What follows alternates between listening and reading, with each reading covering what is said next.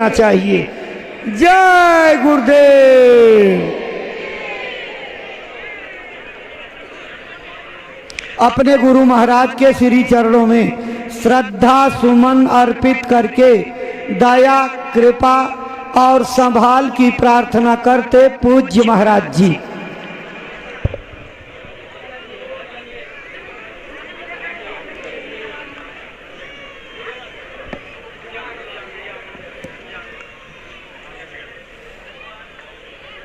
जय गुरुदेव, जय गुरुदेव।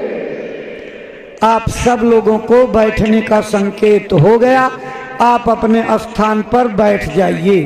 प्रेमी भाई बहनों, आज आपके जीवन की घड़ियों का सौभाग्य है कि पूज्य महाराज जी आपके इस सरजमी पर पधारे हुए हैं। आप सबकी श्रद्धा भावनाओं को इकट्ठा करके यहाँ के अध्यक्ष अपने सहयोगियों के साथ पूज्य महाराज जी का स्वागत अभिनंदन वंदन करते हुए जय गुरुदेव, जय गुरुदेव। प्रेमी भाई बहनों, स्वागत की इसी श्रृंखला के बाद पूज्य महाराज जी गुरु महाराज का संदेश लेकर के 108 दिनों की यात्रा पर अपने मथुरा आश्रम से निकले और आज इस काफिले का 108वां दिन यानी 108 दिवसीय काफिले का समापन स्थल है।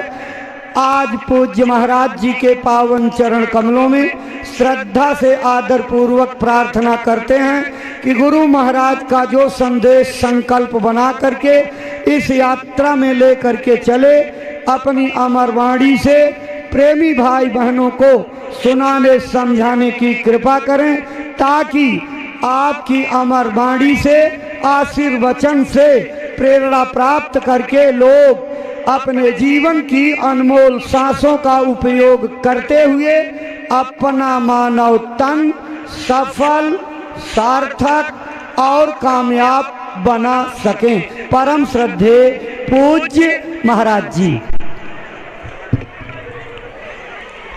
बैठ जाओ, बैठ जाओ। अपना अपना स्थान देख करके आप लोग प्रेम से बैठिएगा और मालिक के पावन नाम का सभी प्रेमी भाई बहन प्रेम से उच्चारण करेंगे। बोलो जय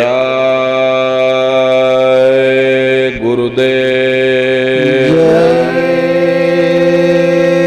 गुरुदेव, जय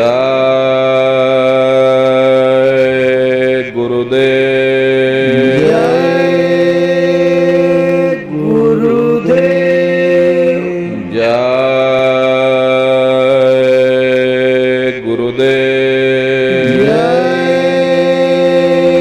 गुरुदेव,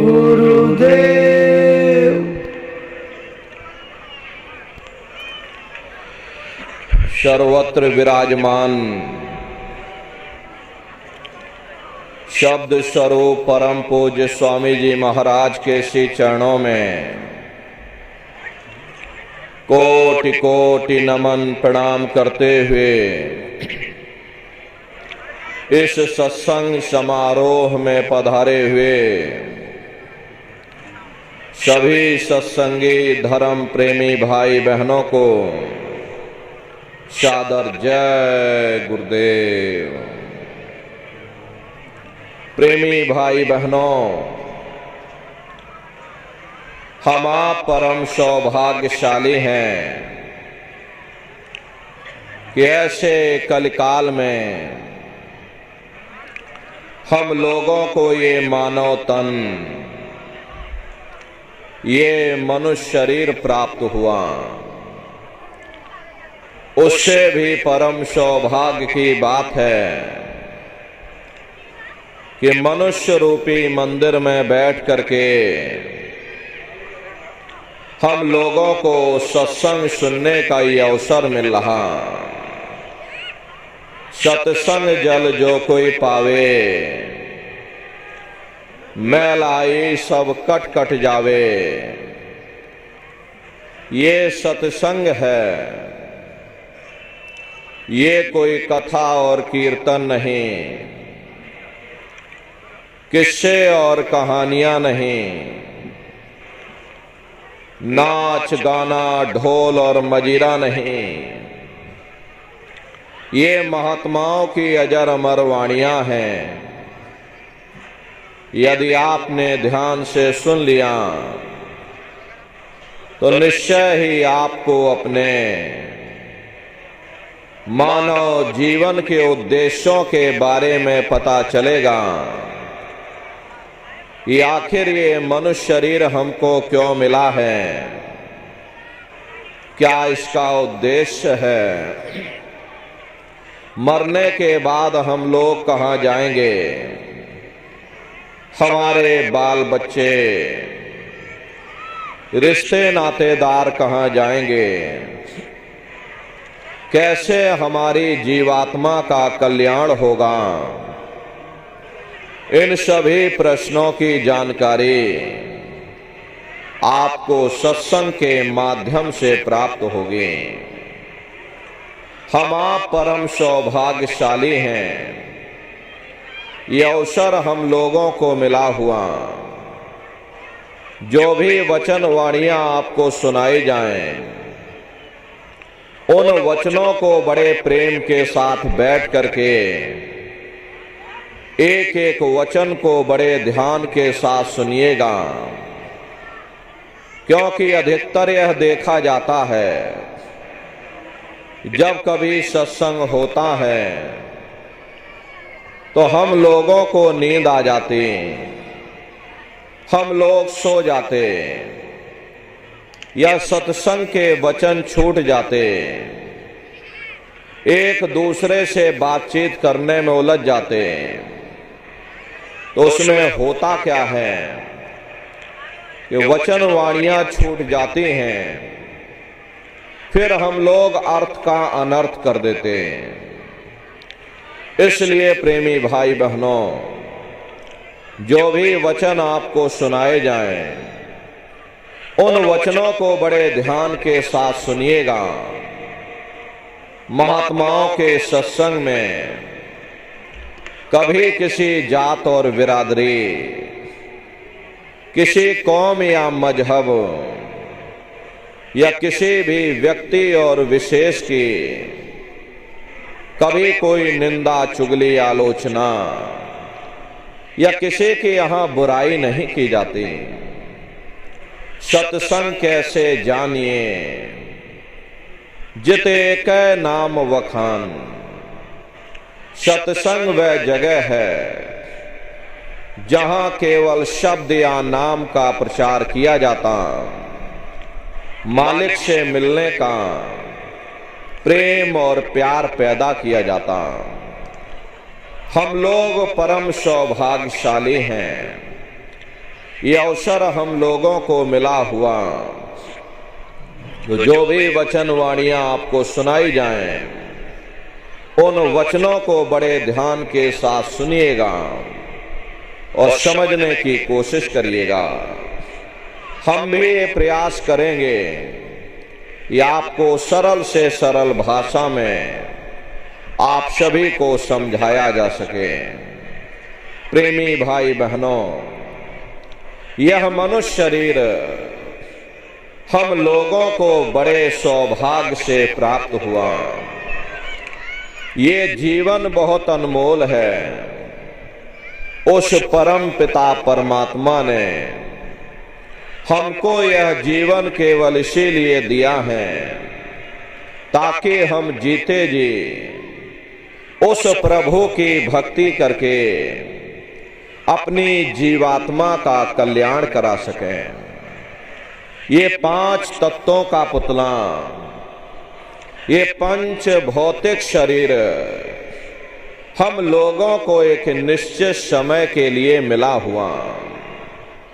एक निश्चित समय को हम आप नहीं जानते हैं, किंतु जिसका ये मकान है, जिसका ये शरीर है, वो अवश्य ही जानता है। और समय पूरा हो जाने पर मकान मालिक जबरदस्ती इस मकान को खाली करवा देगा। उस समय न जमीन जायदाद काम आएगी, ना ये धन और संपत्ति काम आएगी। जीवात्मा को निकाल करके इस शरीर से बाहर कर दिया जाएगा। ये शरीर हमारा आपका यही जमीन पर गिर पड़ेगा, क्योंकि जीवात्मा के निकल जाने के बाद में ये शरीर सिर्फ एक माटी का पुतला है, उससे ज्यादा कुछ भी नहीं। आप इस मिट्टी के पुतले को ले जाकर शमशान भूमि पर जला करके राख कर दोगे। हमारा आपका नाम, हमारी आपकी जात और बिरादरी, जिसके लिए हम लोग इतना लड़ते और झगड़ते थे, ये रुतबा, ये शानो शौकत उसी शमशान भूमि पर जल करके राख हो जाएगी। महात्मा प्रेम से जीवों को समझाते हैं कि भाई मिली नरदेह यह तुमको, बनाओ काज कुछ अपना, पचो मत या इस जग में, जानियो रैन का सुपना। प्रेमी भाई बहनों, जैसे रात में हम लोग स्वप्न देखते हैं, हालांकि उस समय पर हमें स्वप्न सच मालूम पड़ता है, असली प्रतीत मालूम होता है। लेकिन जब हम लोग सुबह उठते हैं, जब हमारी आंखें खुलती हैं, तब हमें होश आता है, नहीं भाई हम तो स्वप्न देख रहे थे, ये सब भ्रम है। ठीक उसी प्रकार से ये दुनिया भी 10-20-100 साल का स्वप्न है। अब आप कहोगे हम जाग रहे, परंतु प्रेमी भाई बहनों, ऐसा हरगिज नहीं है। जिस दिन मौत का वक्त आएगा, हम लोग रोएंगे, हाय हाय करके चिल्लाएंगे कि हाय हमने सारी जिंदगी यूं ही स्वप्न में गुजार दी। जागने का समय तो अभी आया था, जो कुछ करना था अभी करना था। लेकिन प्रेमी भाई बहनों, अब पछताए होत क्या, जब चिड़िया चुग गई खेत। महात्मा प्रेम से जीवों को समझाते हैं कि भाई देह और ग्रेह सब झूठा, भरम में काहे को खपना। ये घर बार हमारा अपना नहीं, ये पराया देश है, ये सराय खाना है, ये मुसाफिर खाना है। ये शरीर भी तुम्हारा अपना नहीं है, ये भी काल का पिंजरा है, किराए का मकान है, पराया मकान है। किसी को 40-50 साल के लिए मिला, तो किसी को 80-90-100 साल के लिए मिल गया। जितने जितने श्वास उस मालिक ने बख्शे हैं, उसे भुगतने के बाद में हमें शरीर को यहीं छोड़ जाना। श्वास दुधारा नित ही जारी, एक दिन खाली चाम। प्रेमी भाई बहनों, एक तालाब पानी से चाहे कितना भी क्यों ना भरा हो, आप एक छोटी सी नाली काटकर खोल दीजिए, तालाब में छोटा सा छेद कर दीजिए, तो सारा पानी ही तालाब से बाहर निकल जाएगा। ठीक उसी प्रकार से हमारा ये शरीर भी श्वासों का भंडार है, और जब तक श्वासों का भंडार जारी है, हम दुनिया के काम काज में उलझे हुए, दुनिया के कारोबार में हम आप फंसे हुए। लेकिन जिस वक्त ये श्वासों का भंडार खाली होगा। अरे टेलीफोन खड़क जाएंगे, तार पहुंच जाएंगे, संदेश पहुंच जाएंगे, सब रिश्ते नातेदार, सब कुटुंब परिवार वाले, सब अड़ोस पड़ोस वाले मिनटों सेकंडों में इकट्ठा हो जाएंगे। प्रेमी भाई बहनों, जिस शरीर से तुम इतना प्रेम किया करते थे, साबुन से मल मल करके नहाते थे, उसे कोई एक रात भी घर में रखने को तैयार नहीं होता। कंधों पर लटका करके शमशान भूमि पर छोड़ करके आ जाते। हिंदू लोग तिनका तोड़ाते, जैसे तिनका टूट गया तेरा मेरा रिश्ता नाता टूट गया। मुसलमान सिख या ईसाई लोग खाक की मिट्टी कब्र में डाल देते कि जो मेरे लिए खाक की मिट्टी है वह मेरे लिए तू है। मामूली कष्ट नहीं होता, मौत के समय में घनघोर पीड़ा होती है। जनमत मरत दुसह दुख हुई। सहजोबाई ने बयान किया है कि सहजो मौत आईया, अंग अंग दिया तोड़, किया जरे छाती फटे, उठे पीर घनघोर। गुरु महाराज सत्संग में फरमाते थे, जैसे 1,00,000 बिच्छू एक साथ मिल करके हमारे शरीर पर डंक मारे, उससे भी लाखों करोड़ों गुना ज्यादा मौत के समय में दर्द होता है। जब मृत्यु आती है तो किस तरह से प्राण निकलते हैं, प्राणों के निकलने की क्या प्रक्रिया होती है, पहले उसे आप अच्छी तरह से समझ लीजिए। सिमटत भांस श्वास उठ जावे और प्राण पति जब सिमट समावे, उस समय हमारी ये श्वासें रुक जाती हैं, शरीर की चेतना पीछे सिमटने लगती है। तो सबसे पहले गुदा चक्र टूटता है, क्योंकि गुदा चक्र में पृथ्वी का वास होता है। गुदा चक्र टूट करके ऊपर इंद्रिय चक्र में समा जाता। इंद्रिय चक्र में जल का वास होता, यानी जल ने पृथ्वी को घोल दिया। फिर जब इंद्रिय चक्र टूटेगा तो ऊपर नाभि चक्र में समा जाएगा। नाभि चक्र में अग्नि का वास होता, यानी अग्नि ने फिर जल को सुखा दिया। ये नीचे से सिमटाव होता है, नीचे से ऊपर की ओर सिमटाव होता, पैरों के तलवे से लेकर के और सिर की चोटी तक सिमटाव होता। फिर जब ये नाभि चक्र टूटेगा तो हृदय चक्र में समा जाएगा।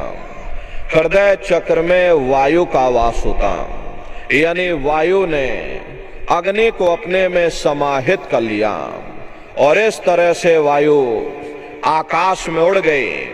ये आंखों की पुतलियां ऊपर पलट जाती हैं, मुंह खुला का खुला रह जाता।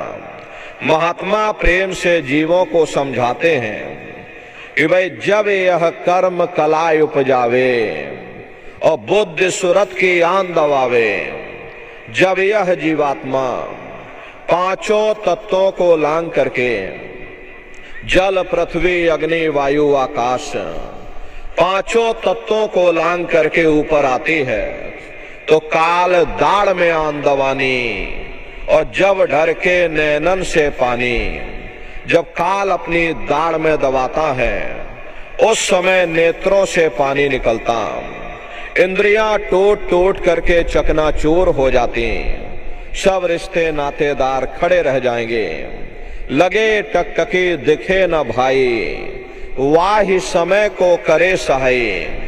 उस समय जीव टकटकी लगाकर देखता है कि कोई मेरी मदद कर दे, कोई मेरी सहायता कर दे, कोई मुझे बचा ले।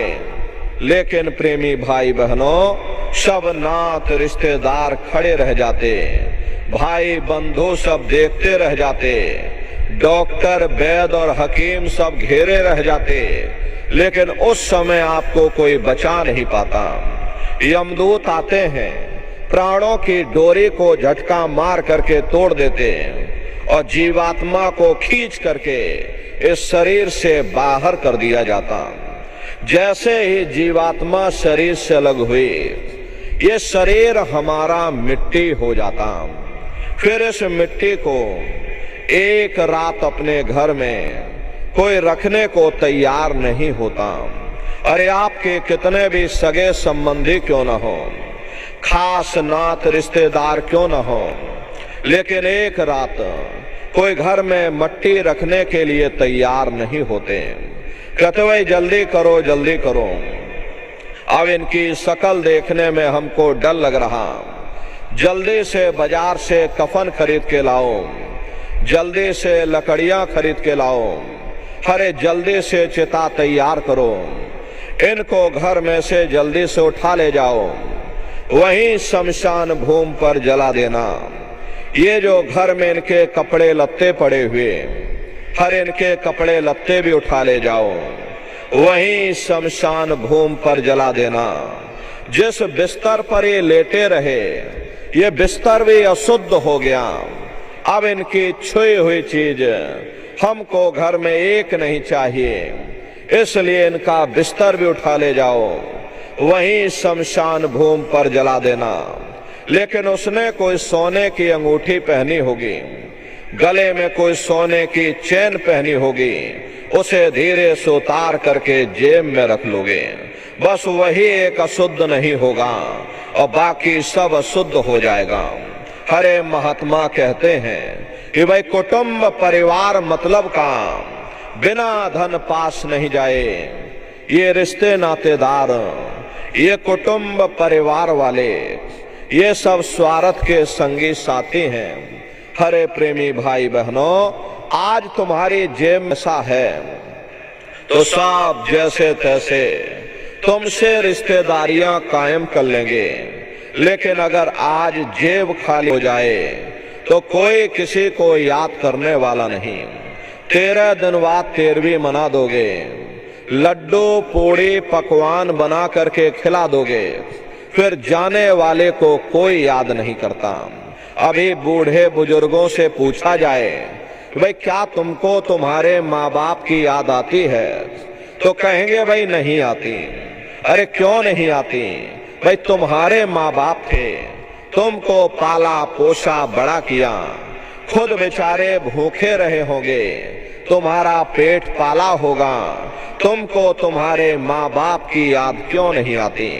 क्योंकि तुम्हारे सामने तुम्हारे लड़के बच्चे हो गए, तुम्हारे नाती पोता पंती और संती हो गए, इसलिए तुम अपने माँ बाप की यादों को धीरे धीरे भूल गए और नई यादों में धीरे धीरे बस गए।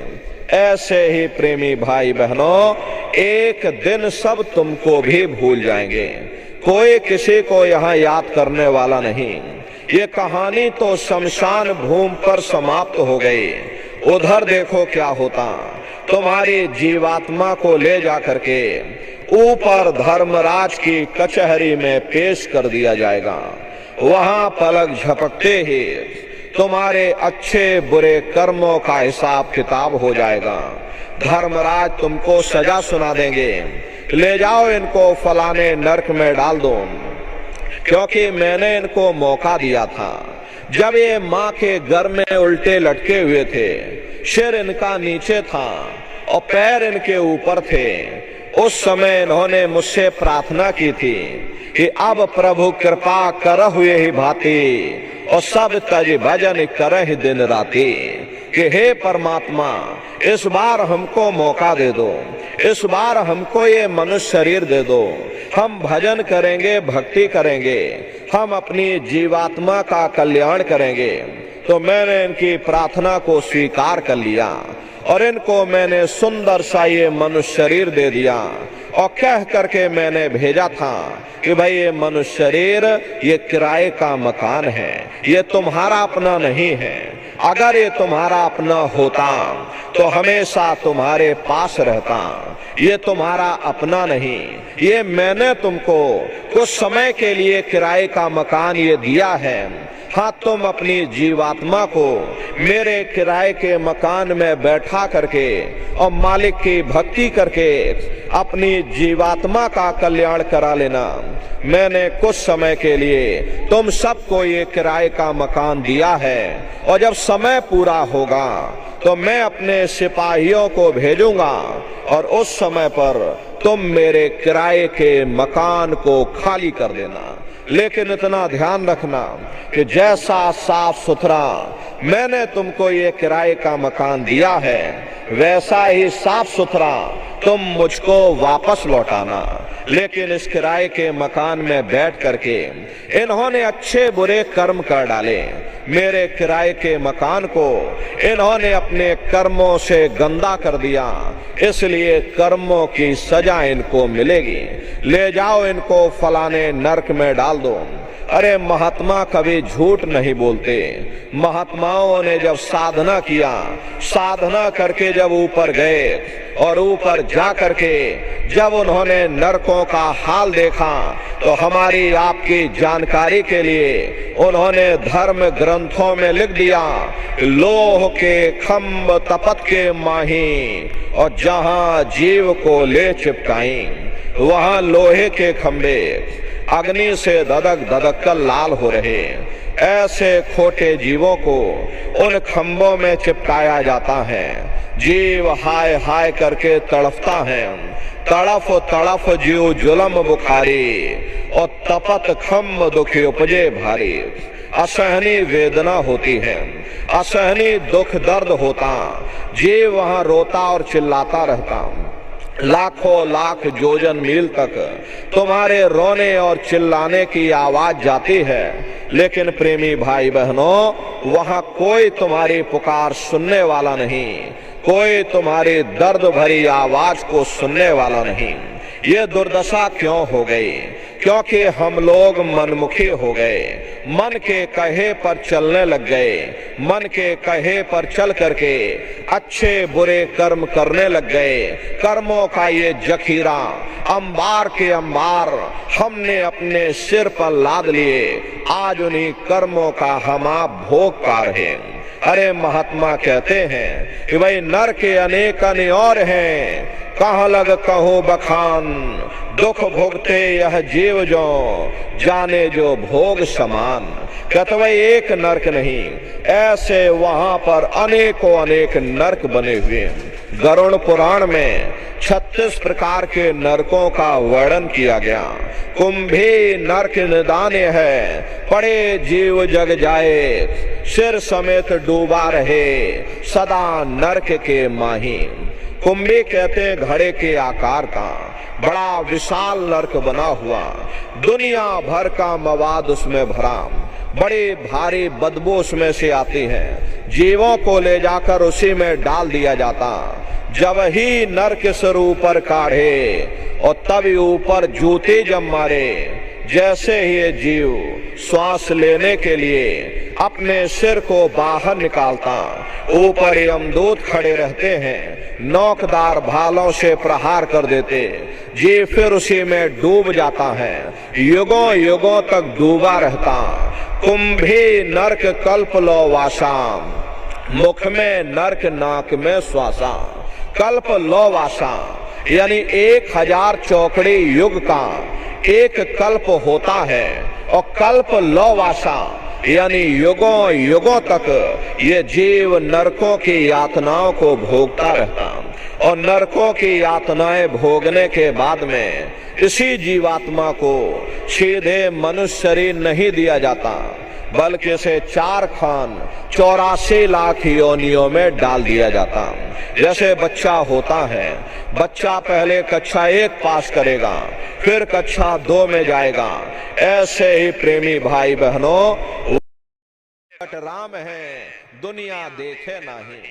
जिस तरह से हिरन कस्तूरी की खुशबू को बाहर जंगलों में ढूंढता फिरता, हालांकि वो खुशबू उसके नाभि से होकर के आती है। वही हाल हम जीवों का है। हम दुनिया के जीव भी उस परमात्मा की खोज बाहर इस जड़ संसार में कर रहे, लेकिन महात्मा समझाते हैं, भाई मोको कहाँ ढूंढे रे बंदे, राम है दुनिया देखे नहीं। जिस तरह से हिरन कस्तूरी की खुशबू को बाहर जंगलों में ढूंढता फिरता, हालांकि वो खुशबू उसके नाभि से होकर के आती है, वही हाल हम जीवों का है। हम दुनिया के जीव भी उस परमात्मा की खोज बाहर इस जड़ संसार में कर रहे, लेकिन महात्मा समझाते हैं, भाई मोको कहाँ ढूंढे रे बंदे, मैं तो तेरे पास में, और ना तीरथ में ना मूरत में, मैं तो हूँ विश्वास में। ना मैं तीरथ में मिलूंगा, ना मैं मूरत में मिलूंगा, ना मैं अन्य किसी कर्म कांड में मिलूंगा, ना मैं ग्रंथों में मिलूंगा, ना मैं पोथियों में मिलूंगा, और ना ही मैं इन किताबों में मिलूंगा। चाहे सारी उम्र बैठ करके तुम ढोलक बजा बजा करके उन किताबों को पढ़ते रहो, चौपाइयों को गाते रहो, अरे मैं जब भी मिलूंगा तो मैं तुम्हारे अंदर मिलूंगा। प्रेमी भाई बहनों, बड़ी सीधी सी बात है। ये अगर खाना बनाने की किताब हो, सारी उम्र बैठ करके तुम पढ़ते रहोगे कि भाई खाना ऐसे बनता है और खाना वैसे बनता है, और खाने में नमक डाला जाता है और खाने में तेल डाला जाता है, तो कभी तुम्हारा पेट नहीं भर सकता। जब तक आप खाना बनाओगे नहीं, उसे स्वयं खाओगे नहीं, कभी तुम्हारा पेट नहीं भर सकता। हम वेदों की निंदा नहीं करते, हम ग्रंथों की निंदा नहीं करते, हम गीता, कुरान और बाइबल की निंदा नहीं करते। वेद, शास्त्र, गीता, कुरान और बाइबल कहते हैं कि भाई मनुष्य के अंदर अंड खंड ब्रह्मांड है, स्वयं वो परमात्मा इसके अंदर बैठा हुआ। चलो अंदर चलो, अंदर चल करके उस परमात्मा का दर्शन दीदार करो।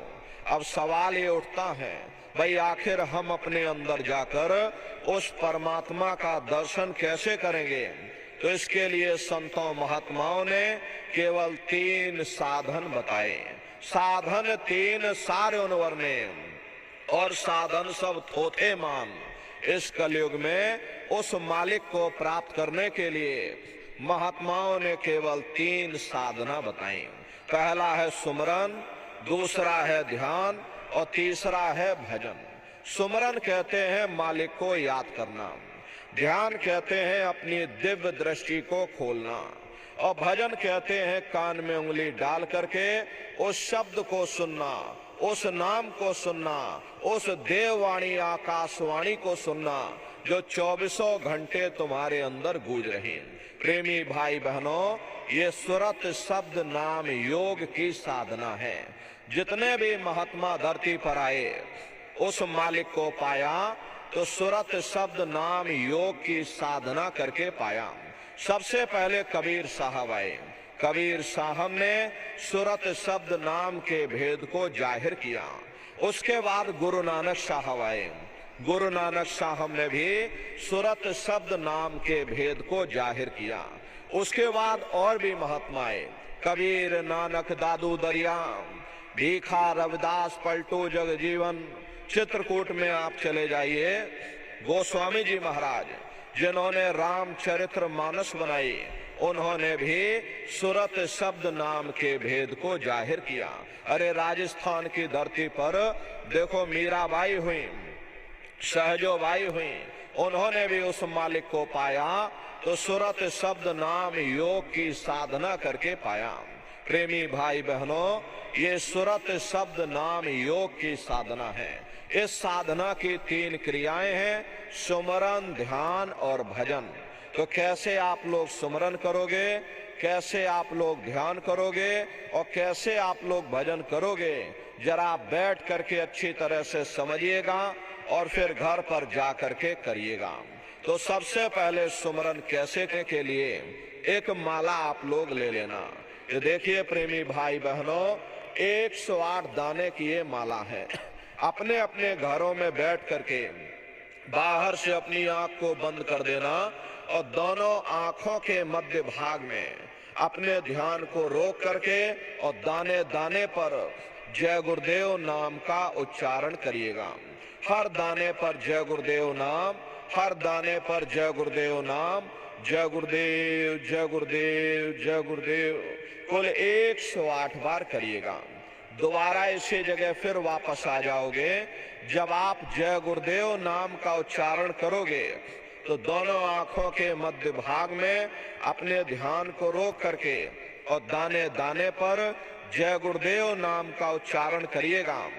जिसको आप याद कर रहे हो, एक समय ऐसा आएगा वो अंतर में तुम्हारे सामने प्रकट हो जाएगा।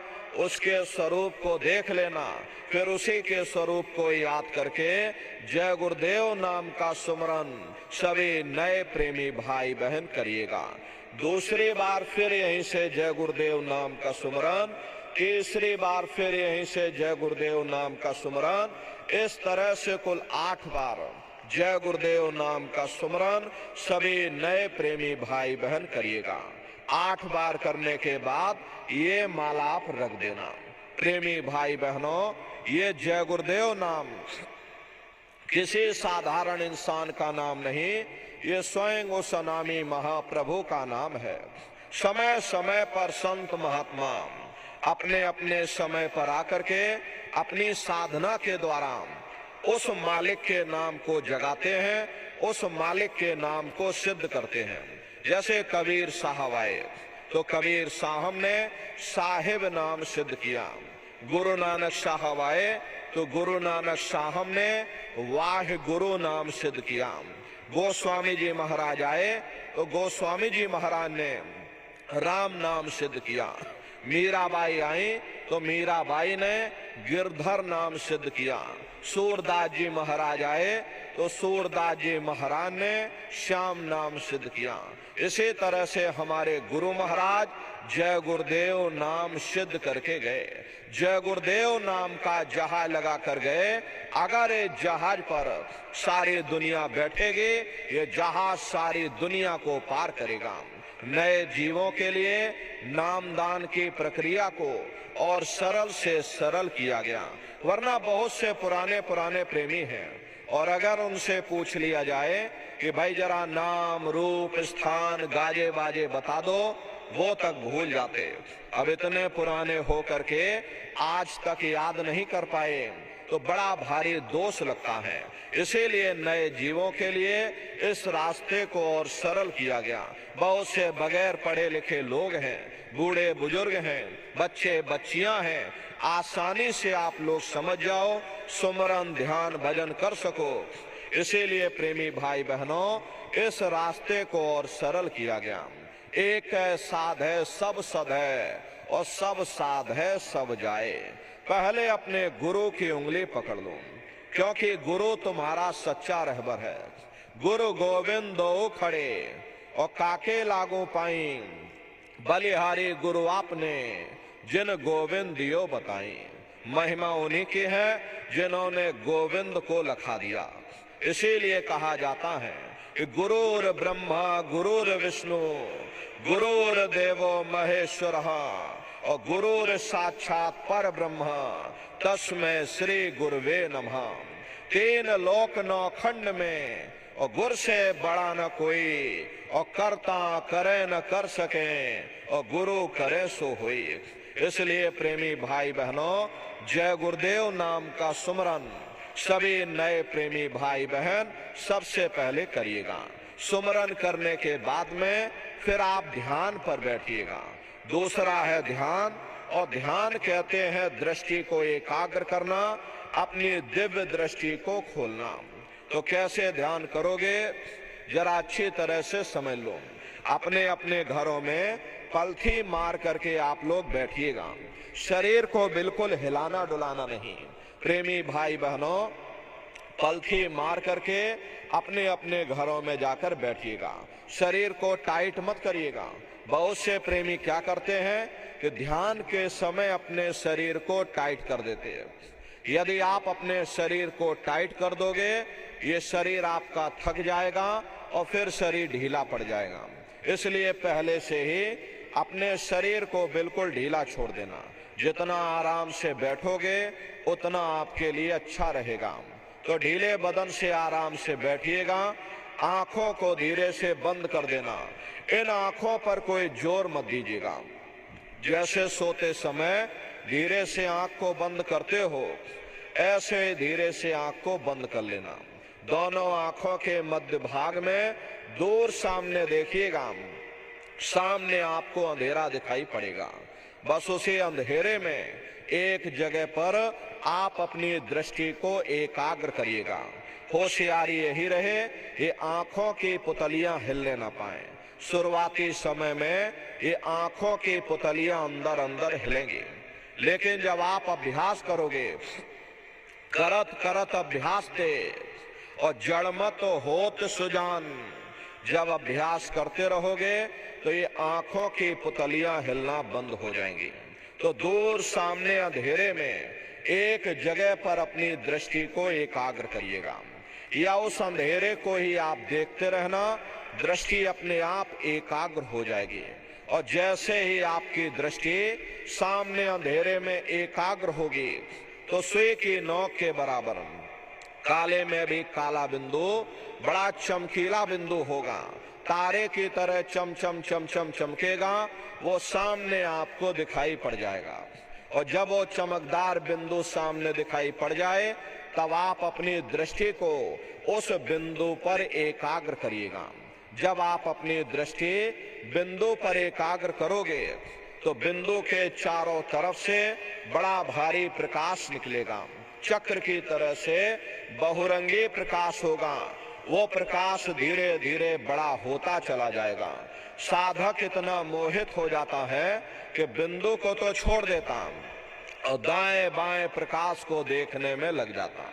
जब आप दाएं बाएं प्रकाश को देखने में लग जाओगे, क्योंकि प्रकाश उस बिंदु से आ रहा और हमने बिंदु को छोड़ दिया, प्रकाश को देखने में लग गए, तो प्रकाश भी गायब हो जाएगा, वो बिंदु भी गायब हो जाएगा।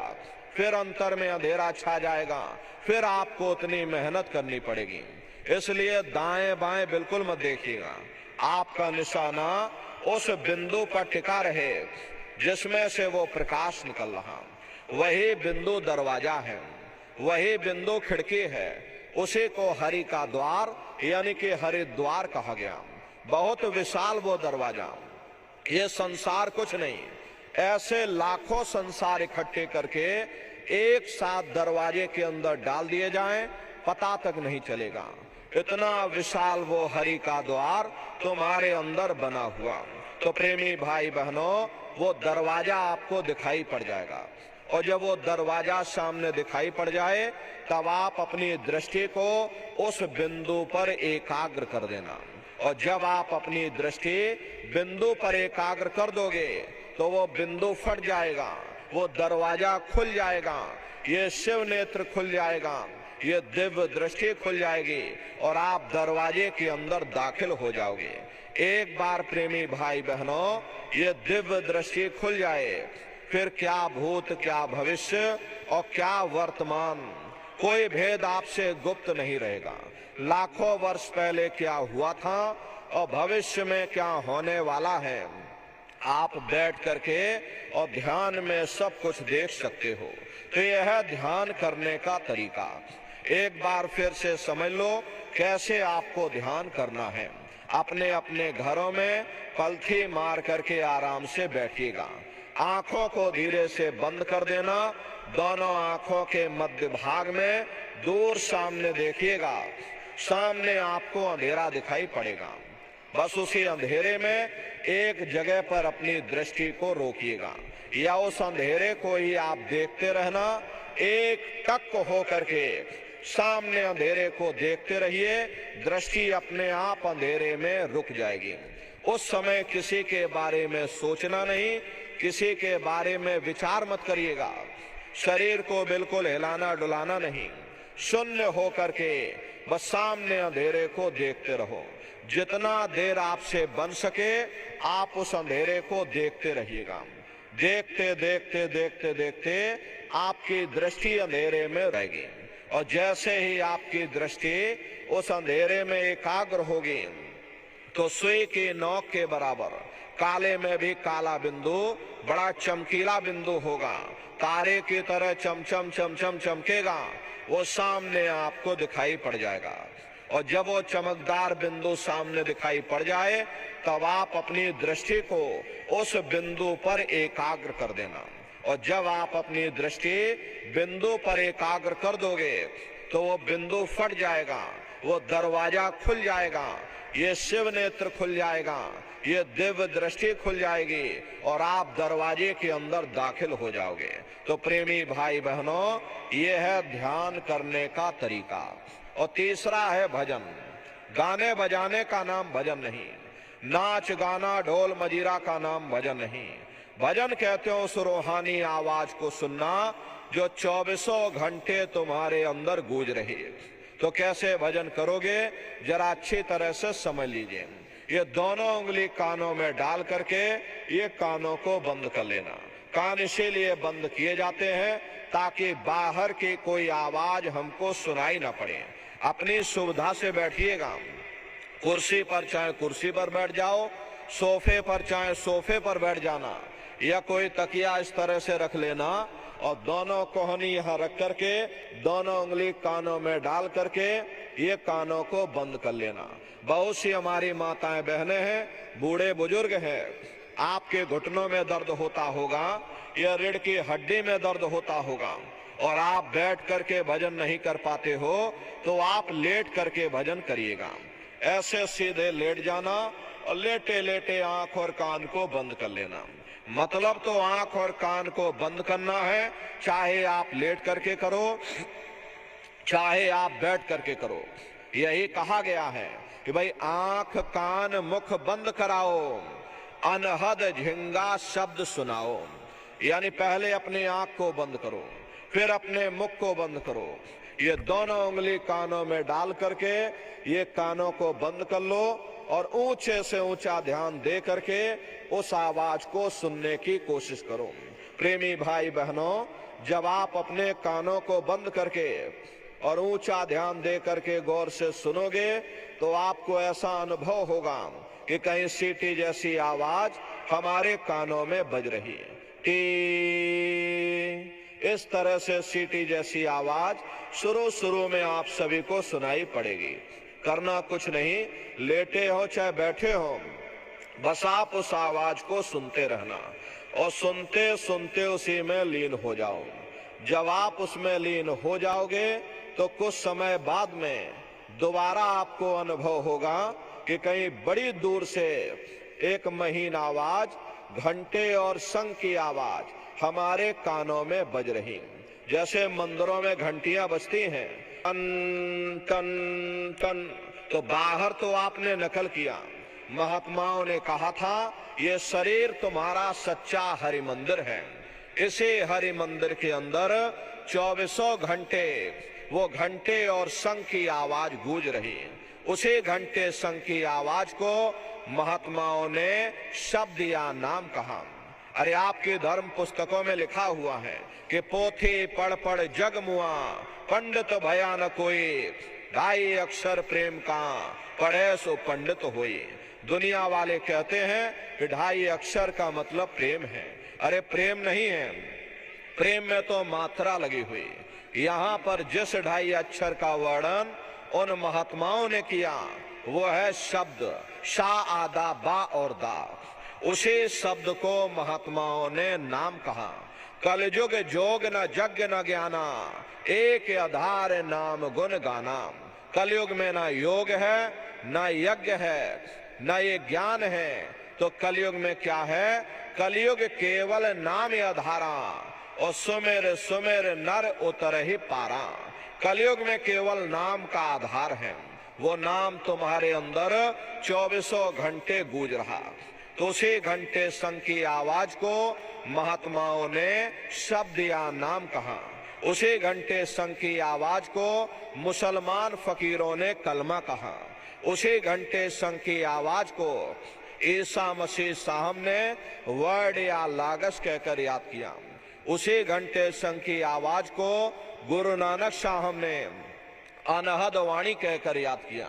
चीन में जो महात्मा हुए उन्होंने इसको ताओ कहकर याद किया और हिंदू महात्माओं ने इसे देववाणी आकाशवाणी कहकर याद किया।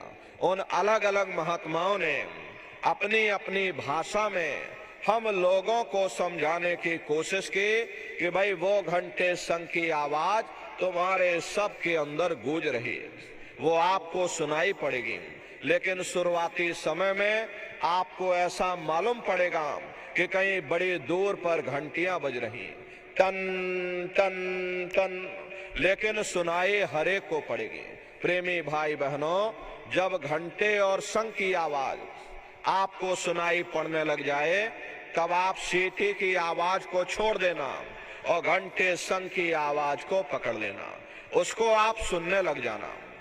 जब आप उसको सुनने लग जाओगे तो वो आवाज धीरे धीरे बढ़ना शुरू होगी और बढ़ते बढ़ते इस कदर बढ़ेगी कि आपके रोम रोम में घंटे और शंख की आवाज गूंजने लग जाएगी। बड़ी घनघोर आवाज होती है, बड़ी मधुर वो आवाज होती है। ये जो दुनिया के गाने आप लोग सुनते हो, उस रूहानी संगीत के सामने ये दुनिया के संगीत कुछ नहीं है। जब आप उस रूहानी संगीत को सुनोगे, इतना भारी आनंद आपके ऊपर छा जाएगा, इतनी खुशी आपको होगी, ऐसा नशा आपके ऊपर चढ़ जाएगा कि आप सारी दुनिया को भूल जाओगे, इतना आप उस आवाज में खो जाओगे। प्रेमी भाई बहनों, शंकर भगवान को वही नशा चढ़ा था। शंकर भगवान कोई गांजा भांग नहीं पीते थे। ये तो हमने आपने शंकर भगवान को भी बदनाम कर दिया कि शंकर भगवान गांजा भांग पीते थे तो चलो हम भी गांजा भांग पिएंगे। लेकिन नारियों, शंकर भगवान ने कभी गांजा भांग नहीं पिया। शंकर भगवान जिस नशे में लीन रहते थे वो नाम का नशा था, वो ध्यान का नशा था, वो भक्ति का नशा था। जब आप उस आवाज को सुनोगे तो आपको भी वो नशा चढ़ जाएगा, क्योंकि उस आवाज में चुंबक है। जब आप उस आवाज को सुनोगे तो वो आवाज आपको अपनी ओर खींचेगी और जब खिंचाव होगा तो जीवात्मा का फैला हुआ प्रकाश इन 9 दरवाजों से सिमटने लगेगा। अब ये 9 दरवाजे कौन कौन से हैं?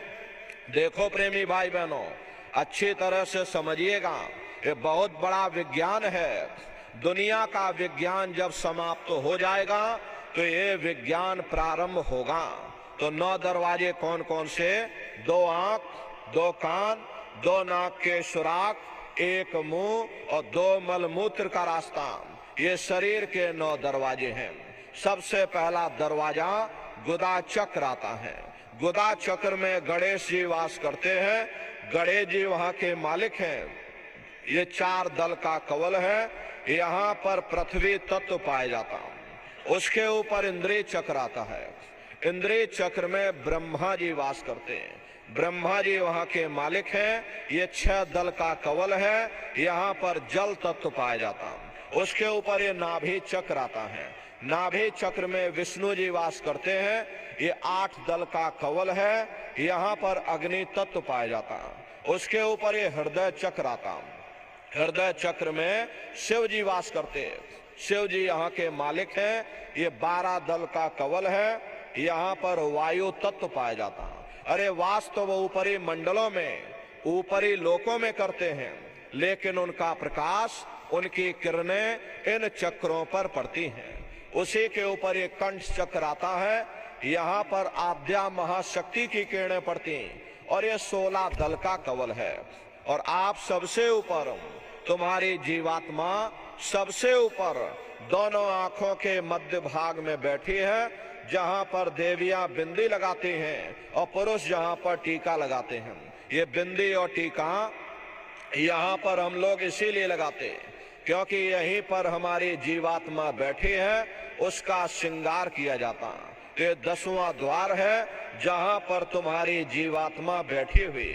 इसी 10वें दरवाजे पर बैठ करके ये जीवात्मा अपने प्रकाश को 9 दरवाजों में फैलाती है, जिससे आपका ये शरीर चलता है, आपके हाथ और आपके पांव चलते हैं। जब आप लोग भजन करोगे और घंटे शंख की आवाज को सुनोगे तो उस आवाज में चुंबक है, वो आवाज आपको अपनी ओर खींचेगी और जब खिंचाव होगा तो जीवात्मा का फैला हुआ प्रकाश इन 9 दरवाजों से सिमट करके यही 10वें दरवाजे पर इकट्ठा हो जाएगा। और जैसे ही सारी शक्ति, सारी चेतना सिमट करके यहाँ पर इकट्ठी हुई तो शब्द क्या काम करेगा? शब्द तुम्हारी जीवात्मा को खींच करके इस शरीर से बाहर कर देगा। फिर आप अपनी आंखों से देखिएगा कि हमारा शरीर ये है और हम ये खड़े। आप अपने शरीर से अलग हो जाओगे। जैसे चिड़िया होती है, चिड़िया घोंसले से निकलकर और आसमानों की उड़ान भरती है और शाम को फिर अपने घोंसले में आ जाती है। ऐसे ही तुम्हारी ये जीवात्मा इस शरीर रूपी घोंसले से निकल करके ब्रह्मांडों की सैर करेगी, देवी देवताओं के दर्शन करेगी, राम और कृष्ण के दर्शन करेगी और घूम करके फिर अपने शरीर रूपी घोंसले में वापस चली आएगी। प्रेमी भाई बहनों, अरे ब्रह्मा विष्णु महादेव जिनकी सारी दुनिया पूजा करती है, अरे आप सभी लोग ब्रह्मा विष्णु महादेव की पूजा करते हो, लेकिन कभी तुमने ये विचार नहीं किया भाई जिनकी हम लोग पूजा कर रहे, आखिर ये ब्रह्मा विष्णु महादेव कौन है? ये कहाँ पर रहते हैं? ये क्या काम करते हैं? इनके माँ बाप कौन है? राम कौन है? कृष्ण कौन है? ईश्वर कौन है? ब्रह्म कौन है? पार ब्रह्म कौन है? ये कहाँ पर रहते हैं? तो जरा संक्षिप्त में आप समझिएगा, क्योंकि अगर हम इसका वर्णन करेंगे तो लाखों वर्ष हमको लग जाएंगे, एक लोक का वर्णन नहीं हो पाएगा। इतने विशाल लोकों पर बने हुए, लेकिन संक्षिप्त में हम आपको बता रहे कि किन किन मंडलों को पार करते हुए तुम्हारी ये जीवात्मा अपने 5वें मंडल पर यानी कि सचखंड में पहुंचेगी। प्रेमी भाई बहनों, जब आप लोग भजन करोगे और घंटे शंख की आवाज को पकड़ करके जब आप शरीर रूपी घोंसले से बाहर निकल जाओगे तो उसी घंटे शंख की आवाज को पकड़कर ये जीवात्मा ब्रह्मांडों की चढ़ाई करती है। पलक झपकते यह जीवात्मा खरबों योजन ऊपर चली जाती है। ये चांद सूरज सितारों को पार करने के बाद सबसे पहले जो आपको लोक मिलेगा उसे महात्माओं ने शिवलोक कहा। शिवलोक वो तमोगुणी स्थान है, वहां के मालिक शिव जी हैं, वो पार्वती जी के साथ उस लोक में विराजमान है। शिव जी का दर्शन करने के बाद फिर जब आप ऊपर चढ़ोगे उसी के ऊपर ब्रह्मा जी का लोक आएगा।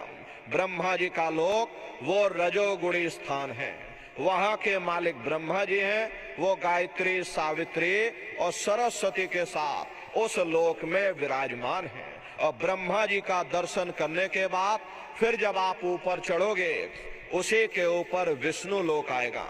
विष्णु लोक वो सतोगुणी स्थान है, वहां के मालिक विष्णु जी हैं, उनका बड़ा मनमोहक स्वरूप है। उनकी 4 भुजाएं हैं और चारों भुजाओं में शंख गदा पद्म और चक्र सुशोभित हैं।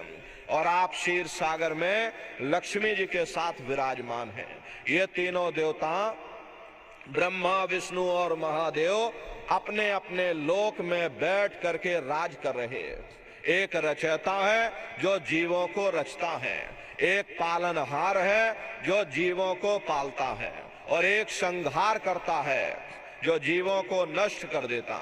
एक का काम है घड़े को बनाना, एक का काम है घड़े की सुरक्षा करना, और एक का काम है घड़े को फोड़ देना। इनकी जो माता हैं वो आद्या महाशक्ति हैं। ब्रह्मा विष्णु महादेव लोक के ऊपर वो आद्या महाशक्ति का लोक आता है, और उसी लोक को पार करने के बाद सबसे पहला देश पड़ता है, या यूं कह लीजिए कि पहली राजधानी पड़ती है, जिसे महात्माओं ने सहस दल कवल कहा। वो राजधानी है, ये ब्रह्मा विष्णु महादेव के जो लोक हैं उस राजधानी के अंतर्गत आने वाले जिले हैं। आप इस तरह से समझिए जैसे आपके उत्तर प्रदेश की राजधानी लखनऊ है, बदायूं आपका जिला है। इसी तरह प्रेमी भाई बहनों, वो सहस दल कंवल राजधानी है। राजधानी का जो मालिक है वो निरंजन भगवान है। ये ब्रह्मा विष्णु महादेव ये निरंजन भगवान के ही पुत्र हैं। और ये आद्या महाशक्ति ये निरंजन भगवान की अर्धांगिनी है। और निरंजन भगवान स्वयं तीनों लोकों के मालिक हैं। उन्हीं को त्रिलोकी नाथ कहा गया। हिंदू उन्हीं को परमात्मा कहते हैं, मुसलमान उन्हीं को खुदा कहते हैं, ईसाई उन्हीं को गॉड कहते हैं। ये जल एक है। जल को चाहे आप पानी कह लो, चाहे वाटर कह लो, चाहे आप नीर कह लो। इसी तरह प्रेमी भाई बहनों, वो परमात्मा भी एक है। हम लोग लफ्जों के झगड़े में उलझे हुए। घंटे और शंख की आवाज जो हर इंसान के अंदर गूंज रही, वो आवाज उन्हीं के मुखार बिंद से हो रही है। निरंजन भगवान का जो स्वरूप है वो ज्योतिष स्वरूप है। हजार बाती की अखंड ज्योति वहां पर बराबर जल रही है। हम लोग यहाँ मंदिरों में ज्योत जलाते हैं, ये तो हम आप उसकी नकल करते। इस ज्योति में तेल की जरूरत पड़ती है और बाती की जरूरत पड़ती है, लेकिन वो अखंड ज्योति वहां पर ऐसी जल रही जिसमें ना तेल की जरूरत है और ना बाती की जरूरत है। पलटू साहब ने जिक्र किया है कि उल्टा कुआ गगन में तिसमें जरे चिराग और तिसमें जरे चिराग, बिना रोगन बिन बाती और 6 ऋतु 12 मास जरत रहे दिन राती। और सतगुर मिले जो होए ताहि की नजर में आवे और बिन सतगुर नहीं कोई वाह को दर्शावे। वो अखंड ज्योति ऐसी है जिससे पूरा ब्रह्मांड प्रकाशवान हो रहा। जितनी भी अवतारी शक्तियां आई, राम आए, राम को वहीं से नीचे उतारा गया। इसीलिए उस देश को अयोध्या नगरी या कौशलपुर देश भी कहा गया। अरे गोस्वामी जी महाराज जब साधना करके वहां पहुंचे, तभी गोस्वामी जी महाराज ने रामचरित्र मानस में लिख दिया। देखो प्रेमी भाई बहनों, रामचरित्र मानस में गोस्वामी जी महाराज ने जो भी लिखा है वो सब अंतर का भेद लिखा। हम लोग बाहर मुखी क्रियाओं में फंसे हुए, इसीलिए हम लोग अर्थों को समझ नहीं पाते और अर्थ का अनर्थ कर देते। तो क्या लिखा गोस्वामी जी महाराज ने? देखिए गोस्वामी जी महाराज कहते हैं कि मोद्यो नैन त्रिशत में भयो पुण्य चितवत कौशलपुर गयो। जब मैंने अपने बाहर की आंख बंद की, मेरी अंतर की आंख खुल गई और मैं क्या देख रहा हूं, मैं कौशलपुर देश में पहुंच गया।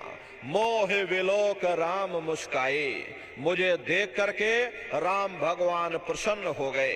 उन्होंने ऊपर जाने का मुझे रास्ता दे दिया और मैं ऊपर जा करके क्या देख रहा हूं, उधर माज सुन अंडज राया देखे बहु ब्रह्मांड निकाया। अति विचित्र ताहलोक अनेका रचना अधिक एक तेका। विचित्र विचित्र भांत के वहां पर लोग बने हुए, एक से बढ़कर एक सुंदर, अरे सोने के वहां पर महल बने हैं जिनकी शोभा अवर्णीय है। प्रेमी भाई बहनों, वो असली अयोध्या नगरी है, वो राम भगवान का असली देश है। और जब आप लोग साधना करके वहां पहुंचोगे और अपनी दिव्य दृष्टि से अयोध्या नगरी का दर्शन करोगे तो देखते रह जाओगे ये क्या ईश्वर की लीला है, कैसे उसकी कारीगरी है, अनंत उसकी सत्ता है, अनंत ही उसका प्रकाश है। हरे नर नारियों, उसी आनंद को पा करके बड़े बड़े राजे महाराजाओं ने अपने राज काज पर ठोकरें मार दी और जंगलों में जा करके नंगे हो करके नाचने लगे। अरे मीराबाई को जब वो दौलत मिल गई, मीराबाई ने राजपाट छोड़ दिया और मीराबाई कहने लगी मैं मिल जाए पाए पीऊ अपना, तब मेरे पीर बुझानी और मीरा सूरत शब्द सहलानी। कबीर साहब को जब वो दौलत मिल गई और अन्य महात्माओं को जब वो दौलत मिल गई, उन्होंने जब ऊपर चढ़ करके देखा तो कलम तोड़ करके लिख दिया कि अचरज देखा भारी साधो, अचरज देखा भारी रे, और बिना बजाए निस्दिन बाजे घंटा शंख नगारी रे, और बहरा सुन सुन मस्त होता है और तन की खबर बिसारी रे। और बिन भूमि के महल बना है, तामे ज्योत उजारी रे। अंधा देख देख सुख पावे और बात बतावे सारी रे, और जीता मरकर फिर जी जावे, बिन भोजन बलधारी रे। और ब्रह्मानंद संत जन बिरला, कोई समझे बातें हमारी रे। प्रेमी भाई बहनों, वो असली अयोध्या नगरी है, वो राम भगवान का असली देश है। अरे राम जी का दर्शन करने के बाद फिर तुम्हारी ये जीवात्मा दूसरे मंडल के शब्द को पकड़ करके और दूसरे मंडल की चढ़ाई करेगी। श्याम तज श्वेत को गहना, सुरत को तान धुन सुनना, और बंक के द्वार धस बैठो और त्रिकुटी जाए कर लेना। उसी के ऊपर दूसरा देश आता है जिसे महात्माओं ने त्रिकुटी देश कहा। वहां के जो मालिक हैं वो ब्रह्म हैं, वहीं से मन और माया की उत्पत्ति हुई। वहीं से तीन गुण, रजोगुण, तमोगुण, सतोगुण, तीनों गुणों की उत्पत्ति वहीं से हुई। अरे ये जो आपके वेद हैं, वेदों को सारी दुनिया पढ़ती है, वेदों की भी उत्पत्ति उसी स्थान से हुई है। महात्मा कहते हैं कि त्रिकुटी महल में विद्या सारा, घनहर गरजे बजे नगारा, और लाल वरण सूरज उजियारा। वहां पर दो धुने, बादलों की गर्जन और मृदंग की आवाज उस लोक में गूंजती रहती है। जैसे पहले स्थान पर राम भगवान के देश में घंटे और शंख की आवाज गूंजती है, ऐसे दूसरे मंडल पर यानी कि ब्रह्म के देश में बादलों की गर्जन और मृदंग वहां पर बजता रहता। ओम का जाप बराबर वहां होता रहता। ब्रह्म का जो स्वरूप है लाल वरण सूरज उजियारा। ये सूरज कुछ नहीं है, ऐसे तुम लाखों लाख सूर्य इकट्ठे करोगे तो वहां का एक सूर्य बनेगा। प्रेमी भाई बहनों, ब्रह्म का जो स्वरूप है वो सुबह के लाल सूर्य के समान है, इसीलिए वहां का पूरा ब्रह्मांड लाल है। जहां तक आपकी निगाह जाएगी ब्रह्म देश में चारों तरफ आपको लाल ही लाल नजर आएगा। महात्मा जब साधना करके वहां पहुंचे तभी महात्माओं ने लिख दिया, लाली मेरे लाल की और जित देखूं तो लाल, और लाली देखन में गई मैं भी हो गई लाल। वो पूरा ब्रह्मांड लाल है। तो जितने साधक वहां पहुंच जाते उन सभी को योगेश्वर कहा जाता। योगेश्वर भगवान श्री कृष्ण उसी देश में वास करते हैं। ये जो ब्रह्म देश है वो श्री कृष्ण भगवान का ही देश है और श्री कृष्ण भगवान वहीं पर रहते हैं। प्रेमी भाई बहनों, श्री कृष्ण भगवान का दर्शन करने के बाद फिर तुम्हारी ये जीवात्मा तीसरे मंडल के शब्द को पकड़ करके और तीसरे मंडल की चढ़ाई करेगी। आगे पहुंची सुन झंकार, ररंकार धुन सुनी पुकार, आगे श्वेत सुन है भाई, मान सरोवर पैठ नहीं। उसी के ऊपर तीसरा देश आता है जिसे महात्माओं ने सुन्न देश कहा। उसी को रारंग देश कहा जाता, उसी को अक्षर और नेति कहा जाता। वहां के जो मालिक हैं वो रारंग पुरुष यानी कि पर ब्रह्म पुरुष है। वहां किंगरी और सारंगी दो धुनें उस लोक में गूंजती रहती है और पार ब्रह्म पुरुष का जो स्वरूप है वो पूर्णमासी के चंद्रमा के समान बड़ा ही मनमोहक स्वरूप है। इसी स्थान पर प्रेमी भाई बहनों एक बहुत बड़ा अमृत का सरोवर बना है जिसे महात्माओं ने मान सरोवर कहा। जब तुम्हारी ये जीवात्मा उस मान सरोवर में स्नान कर लेगी तो जन्म जन्मांतरों के तुम्हारे मैले पाप कर्म साफ हो जाएंगे।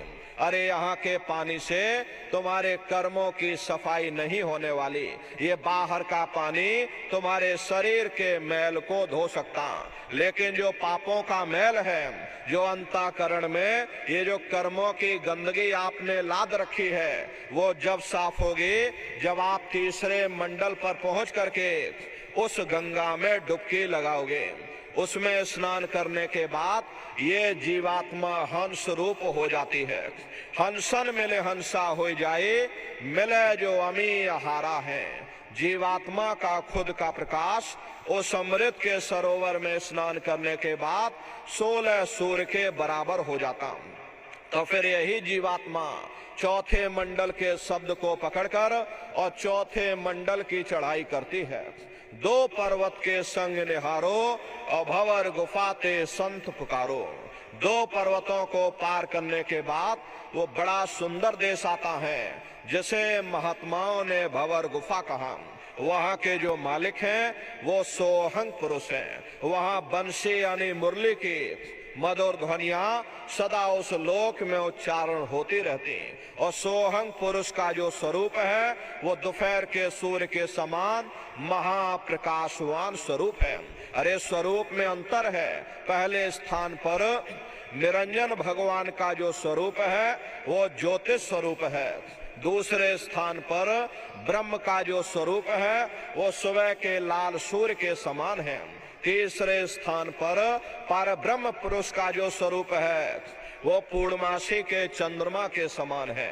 चौथे स्थान पर सोहंग पुरुष का जो स्वरूप है वो दोपहर के सूर्य के समान महाप्रकाशवान स्वरूप है।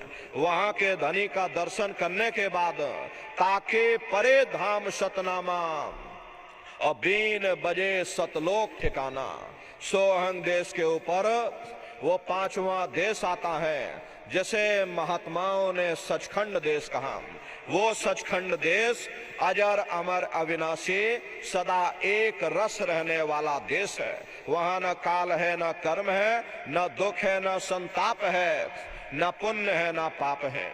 जो जीवात्माएं वहां पर पहुंच जाती हमेशा के लिए जन्म मरण के बंधनों से आजाद हो जाती। वहां के जो मालिक हैं वो सत्पुरुष भगवान हैं जिनके रोम रोम में खरबों खरब सूरज चांद सितारे प्रकाशवान। वही हमारे आपके सच्चे मालिक हैं, वही हमारे आपके सच्चे पिता हैं। हमको आपको वहीं से नीचे उतारा गया और फिर शब्द को पकड़ करके शब्द शब्द पौड़ी पर चढ़कर और पहुंचो सचखंड सतनाम। तो शब्द कब पकड़ में आएगा? जब आप लोग भजन करोगे। और भजन कैसे किया जाएगा जरा अच्छी तरह समझ लो। ये आंख और कान को बंद करिएगा लेकिन मन को रोकिएगा। ऐसे समय पर तुम्हारा ये मन जरूर भागेगा। अभी आप यहाँ सत्संग में बैठे हो, शरीर भले तुम्हारा यहाँ बैठा लेकिन मन सारी दुनिया में भाग रहा। अब किसी को पानी पीने जाना है, ये मन पानी पीने पहुंच गया। कोई बाल बच्चों को घर में छोड़कर आया, मन बाल बच्चों में पहुंच गया। कोई दुकान दफ्तर छोड़ करके आया तो मन दुकान दफ्तर में पहुंच गया। कोई खेती बाड़ी छोड़ करके आया, शरीर बेचारा यहाँ बैठा और मन गेहूं में पानी लगा रहा। तो ऐसे भजन से कोई लाभ नहीं होगा। जिन्होंने मार मन डाला उन्हीं को सूरमा कहना। अगर दुनिया में कोई हमारा दुश्मन है वो केवल तुम्हारा ये मन है। अरे भाई भाई में झगड़ा कौन करवाता? केवल तुम्हारा ये मन करवाता। जाति जाति में संघर्ष पैदा कौन करवाता? केवल तुम्हारा ये मन करवाता। मजहब मजहब में लड़ाइयां कौन करवाता? केवल तुम्हारा ये मन करवाता। इसीलिए महात्मा कहते हैं कि बड़ा बैरी ये मन घट में, इसी का जीतना कठिना। अगर दुनिया में कोई हमारा दुश्मन है वो केवल हमारा ये मन है। ये मन रूपी रावण कब मरेगा? जब 9 द्वारों पर फतेह हासिल करके तुम यहाँ 10वें द्वार पर चढ़ जाओगे तब सही मायने में दशहरा मनाई जाएगी। अरे बाहर की दशहरा नहीं है जो लकड़ी का रावण बना देते हो और फूंक फांक करके घर चले आते हैं, कहते भाई हमने रावण मार दिया। अरे महात्माओं ने कहा था भाई सही मायने में तुम दशहरा कब मनाओगे? जब 9 द्वारों पर फतेह हासिल करके तुम यहाँ 10वें द्वार पर चढ़ जाओगे तब सही मायने में विजयदशमी मनाई जाएगी। तब ये मन रूपी रावण तुम्हारा मरेगा। तब तुम्हारी ये जीवात्मा, अरे इसी जीवात्मा को महात्माओं ने राम भी कहा। अरे आपके धर्म ग्रंथों में लिखा हुआ, हम कोई अपने मन से नहीं कह रहे। अरे आपके धर्म पुस्तकों में लिखा है, एक राम दशरथ का बेटा, एक राम घट घट में लेटा, एक राम का सकल पसारा, और एक राम है सबसे न्यारा।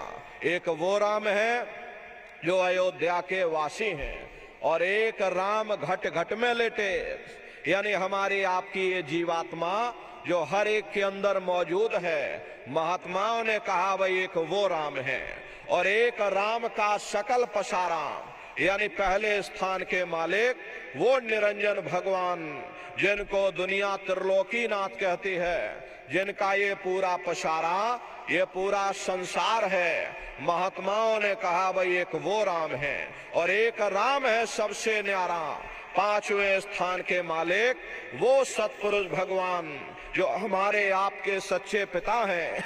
महात्माओं ने कहा भाई एक वो राम है। तो महात्मा तो उस राम की महिमा गाते हैं। मोटी बात आप पकड़िए कि भजन कैसे करोगे, तो आंख और कान को बंद कर लेना, ऊंचा ध्यान दे करके सुनिएगा। शुरू में सीटी जैसी आवाज आप सभी को सुनाई पड़ेगी, उसे पकड़ लेना, सुनते रहना। कुछ समय बाद में दोबारा आपको अनुभव होगा कि कहीं बड़ी दूर से एक महीन आवाज, घंटे और शंख की आवाज हमारे कानों में बज रही, और जब घंटे शंख की आवाज आपको सुनाई पड़ने लग जाए, तब आप सीटी की आवाज को छोड़ देना और घंटे शंख की आवाज को पकड़ लेना। एक बार प्रेमी भाई बहनों आप उस आवाज को पकड़ लो, फिर वो आवाज आपको नहीं छोड़ेगी, खींच करके शरीर से बाहर कर देगी। रोज आना, रोज जाना, रोज ब्रह्मांडों की सैर करना, रोज देवी देवताओं के दर्शन करना, रोज राम और कृष्ण के दर्शन करना, और घूम करके फिर अपने शरीर रूपी घोंसले में वापस आ जाना। तो प्रेमी भाई बहनों, ये सुमरन, ध्यान और भजन, तीन क्रियाएं आपको बताई गई। रास्ता सच्चा है, आप करोगे, आपको अनुभव होगा, दिखाई भी पड़ेगा और सुनाई भी पड़ेगा, लेकिन नित्य नियम से करिएगा, नागा नहीं होना चाहिए। अरे आप देखो, शरीर को भोजन देते हो, सुबह दोपहर शाम रात खाते रहते, लेकिन कभी तुमने विचार नहीं किया ये जीवात्मा जो जन्म जन्मांतरों से तुम्हारी भूखी प्यासी बैठी है, जिसकी शक्ति से तुम्हारा ये शरीर चल रहा, तो कभी अपनी जीवात्मा को तुमने भोजन नहीं दिया। अरे इसका भोजन भजन है, इसका भोजन शब्द है, इसका भोजन नाम है। अपना ये नियम बनाओ कि पहले हम अपनी जीवात्मा को भोजन देंगे, फिर अपने शरीर को भोजन देंगे। अगर ये नियम तुम्हारा बन गया तो तुम्हारा लोक भी बन जाएगा और परलोक भी बन जाएगा। प्रेमी भाई बहनों, उस मालिक को पाने के लिए तुम्हें घर बार छोड़ने की जरूरत नहीं है, तुम्हें समाज छोड़ने की जरूरत नहीं, तुम्हें जात बिरादरी बदलने की जरूरत नहीं। अरे जात पात के रगड़े झगड़े ये हमारे अपने नहीं है, ये सिर्फ हमारे मन की खुराफात है। अरे आप सभी लोग बुद्धिमान हो, अपनी अपनी बुद्धि से आप सभी लोग विचार करिएगा। जब गुरु नानक साहब नहीं आए थे तब कोई सिख नहीं था, जब मोहम्मद साहब नहीं आए थे तब कोई मुसलमान नहीं था, और पीछे चले जाओ, लौटते चले जाओ तो केवल इंसान ही इंसान रह जाते हैं। ये रगड़े झगड़े किसने पैदा किए? ये हमने आपने पैदा किए। अरे कोई भी महात्मा यहाँ पर आकर के ना कोई कौम बनाने आता है, ना कोई यहाँ पर मजहब चलाने आते हैं, ना कोई यहाँ पर जात और बिरादरी को बदलने आते हैं, और ना ही आप हमारे हाथों में ये डंडे और तलवारें देने के लिए आते हैं। अरे आप तो सच्चा मार्ग, सनातन मार्ग समझाने के लिए इस धरा भूमि पर शरीर रूप में अवतरित होते हैं। हरे नर नारियों, आप अपनी बुद्धि से विचार करिएगा। सुपच जाति के भंगी थे, रैदास जी महाराज जाति के हरिजन थे, और मीराबाई जाति की छत्राणी थी। अगर वे सब उस मालिक को प्राप्त कर सकते हैं तो आप भी उस मालिक को प्राप्त कर सकते हैं। जाति पाति पूछे नहीं कोई, हरि का भजय सो हरि का होई। लोग यहाँ जात पात बनाते बनाते मर गए, लेकिन न नारियों, जब तुम्हारी ये जीवात्मा इस मनुष्य रूपी चोले को छोड़ करके ऊपर धर्मराज के दरबार में पहुंचेगी, तो वहां न तुमसे ये पूछा जाएगा कि भाई तुम के जाति के हो, या तुम किस कौम के हो, या तुम किस मजहब के हो। अरे भाई तुम हिंदू हो या मुसलमान हो, तुम हिंदुस्तान से आए हो या तुम पाकिस्तान से आए हो। अरे वहां तुम्हारे कर्म देखे जाएंगे, भक्ति भाव देखा जाएगा, मालिक से मिलने का प्रेम और प्यार देखा जाएगा। इसीलिए महात्मा समझाते हैं, भाई मालिक को पाने के लिए तुम्हें जात बिरादरी बदलने की जरूरत नहीं है, तुम्हें समाज छोड़ने की जरूरत नहीं, तुम्हें घर परिवार छोड़ने की जरूरत नहीं, तुम्हें बाल बच्चे छोड़ने की जरूरत नहीं, तुम्हें जंगलों पहाड़ों में भटकने की जरूरत नहीं, तुम्हें साधु सन्यासी और बाबा बनने की जरूरत नहीं। अरे भाई तुम अपने अपने घर परिवार में रहो, अपने अपने बाल बच्चों के साथ रहो, अपने अपने समाज में रहो, समाज की रीत नीत के अनुसार रहो, मेहनत और ईमानदारी से काम करो और 24 घंटे में घंटा 2 घंटा अपनी जीवात्मा के कल्याण के लिए सुरत शब्द नाम की कमाई यानी सुमरन ध्यान और भजन करिएगा। यही दौलत तुम्हारे काम आएगी और बाकी सब यहीं पड़ा रह जाएगा। सुई की एक नोक भी तुम्हारे साथ में जाने वाली नहीं है। अरे बड़े बड़े राजे महाराजे आए, सारी जिंदगी उन्होंने ये किला बनाते बनाते गुजार दिया। आज उनके किलों को जाकर देखिए, आज खंडहर बने पड़े हुए। विश्व विजेता सिकंदर सारी दुनिया पर राज करने का ख्वाब देखता था, वो भी मुट्ठी खोल करके चला गया। कोई क्या साथ लेकर के जाएगा? अरे जो चीज तुम्हारे साथ में जाने वाली वो केवल परमात्मा की भक्ति है। इसलिए प्रेमी भाई बहनों, वो दौलत कमा लो जो अंत समय में तुम्हारे काम आवे, वरना ये समय तुम्हारा निकलता जा रहा, ये श्वासों की पूंजी ये दिन प्रतिदिन कम होती जा रही। एक समय ऐसा आएगा ये बुलबुला तुम्हारा फूट जाएगा, न जाने ये मनुष्य शरीर तुमको मिले न मिले। अरे तकते रह जाओगे युगों युगों के लिए उन नरकों और चौरासियों में। इसलिए प्रेमी भाई बहनों, अहो भाग्य है आपका, आपको ये मनुष्य शरीर मिल गया। इस मनुष्य रूपी मंदिर में बैठ करके वो आत्मधन कमा लो, वो रूहानी खजाना कमा लो, जिससे तुम्हारी जीवात्मा का कल्याण हो जावे।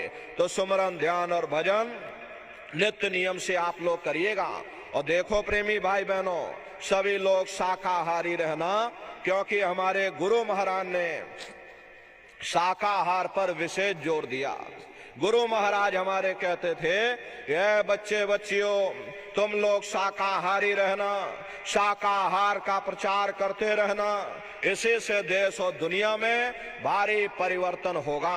प्रेमी भाई बहनों, परिवर्तन कोई कानून बनाने से नहीं होता, परिवर्तन कोई आंदोलन करने से नहीं होता, परिवर्तन कोई तोड़फोड़ करने से नहीं होता। अरे परिवर्तन तब होता है जब लोगों के विचार बदलते हैं, लोगों की भावनाएं बदलती हैं। और विचार जब बदलेंगे जब लोगों का खान पान शुद्ध होगा। अरे देसी कहावत है, भाई जैसा खाए अन्न और वैसा होए मन। जब इंसान पशुव्रती भोजन करेगा तो उसकी बुद्धि स्वतः ही पशुओं जैसी हो जाएगी, सोच विचार उसका चिंतन स्वतः ही पशुओं जैसा हो जाएगा। फिर जिस शराब के नशे में माँ बहन बेटी की पहचान खत्म हो जाए, उस शराब को पी करके यह कैसे पता चलेगा कि क्या अच्छा और क्या बुरा है।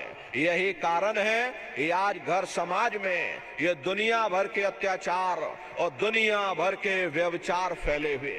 अरे हम लोग देखो मंदिर बनवाते हैं, उन मंदिरों में नहा धो करके जाते, कहते भाई परमात्मा के रहने की जगह है, हमको नहा धो करके जाना चाहिए, फूल अगरबत्ती ले जाना चाहिए।